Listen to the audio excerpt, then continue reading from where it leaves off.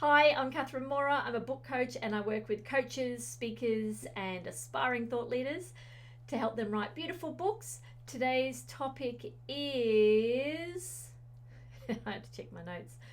The book editing process. What do you do? When do you do it? So, books need to be edited. Firstly, in the industry, you may have heard me refer to a shitty first draft, and it is basically accepted that you will never do a perfect book on the first go. Your first draft will be crap. Remove all that pressure that it's going to be great, because it won't be. Obviously, a more experienced writer will do a better draft than you probably will if it's your first book.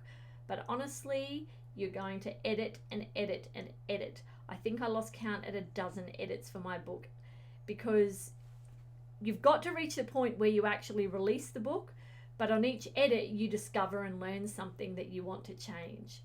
So the process I like to get my clients to go through is, when you first finish the draft, and you're not allowed to edit as you go, because that's how you end up with a perfect chapter 1 and no chapter 20.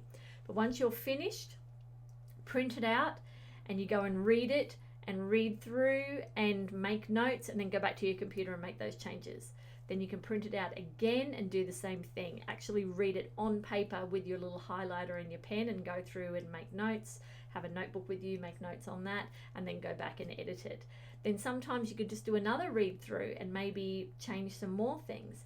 Then you can have beta readers read it. So you might put call outs on your social and say, who'd like to read my book? Now, if you've been following my marketing practice that I work on with my clients, and you're doing various things as you go along to build your audience, then you will have people who you know are interested in your book, and you can say to them, hey, do you want to read my book and give me some feedback? And people will say yes. Aim to get maybe 10 people saying yes, because not all of them are actually going to do it. Out of them, maybe 6 will actually read it. Give them a time frame. I need it back in 2 weeks. Give them some bullets. Here's what I'd like feedback on, and here's what kind of feedback I'd like you to give me. And then out of those 6 people, maybe 2 or 3 of them will give you useful feedback. The others will just go, oh, it was great. So once you have all that feedback, you can go back and do more edits. Obviously, you take or leave the feedback they give you. Beyond that, you get your professional edit, a developmental edit that looks at structure, thinks about what you might have left out, goes through and asks questions like, what about this? The reader won't know this. Have you got information for that? Where's the research on that? Or can you back this up? Or can you put an example of this in? Now, hopefully you won't need too much of that if you've worked with a book coach such as myself, because obviously that's feedback we give you as we're going along. But when you get to the end of your book, it's kind of gone on its own little journey and morphed and changed along the way, and developed a pace and developed a feel and all of those things. So when you get to the end is the best time really to look at that. But a developmental edit, depending on what type of book, can be very, very important. Beyond that, you've got a copy or line edit. Different editors call them different things, and between Australia and the US, they can be called different things. But a copy or line edit looks at your grammar and the technical issues and your sentence structure and any kind of spelling, punctuation, all those sorts of issues. Then, you've probably done some drafts in between. Sometimes you could get, 2 developmental edits, depending on how much work it needed. There's sort of a lot of variables, but you definitely could get multiple edits done if your book requires it. Sometimes when someone's a very strong writer, and I've worked with them and seen it's really structured quite well, some sort of self-help or business topic, they really don't need a developmental edit and go straight into a copy line edit.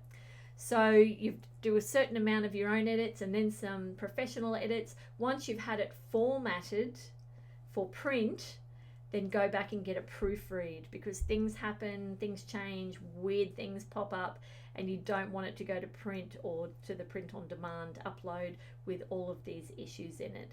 So editing is such an important part. I now include editing. I have a team of editors that I work with, and I include editing in my book packages, because I'm so determined that my clients are going to be getting their books professionally edited. It's so important. I don't think I can stress enough how important it is to get a professional edit. So message me at any time if you have editing or any other questions. I'm here for you. You can message me, comment below, you can send me a PM. I'm also going to drop a link below to my 45-step book writing and publishing checklist. you're welcome to sign up for that, then download it, and it's going to list all the steps for you so you don't forget anything from before you write right through to publishing and promo. I hope you're enjoying the videos, and I will see you on the next one.